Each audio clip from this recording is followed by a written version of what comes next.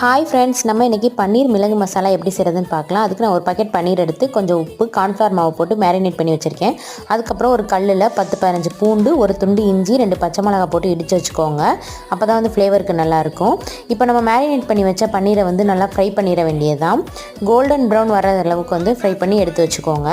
அதுக்கப்புறம் அதே ஆயிலில் வந்து கொஞ்சம் சோம்பு, பட்டை, கிராம்பு, 2 கிராம்பு, 2 ஏலக்காய் ஆட் பண்ணிக்கோங்க. ஒரு பிரிஞ்சியல் ஆட் பண்ணிட்டு 2 பெரிய வெங்காயம் நான் ஃபைனாக சாப் பண்ணி வச்சுருக்கேன், அதை ஆட் பண்ணிக்கோங்க. நம்ம இடித்து வச்ச இஞ்சி, பூண்டு, மிளகாய் போட்டு கருவேப்பிலை போட்டு நல்லா வதக்கிக்கோங்க.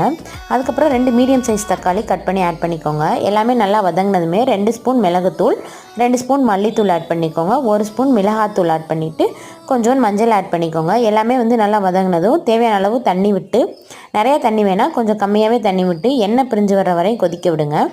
கொஞ்சம் கெட்டி பதமாக வந்தோடனே நம்ம ஃப்ரை பண்ணி வச்சுருக்க பன்னீரை வந்து ஆட் பண்ணிட வேண்டியதான். ஒரு 2 மினிட்ஸ்க்கு அப்புறம் மல்லி தூவி இறக்கிடுங்க. பாய்.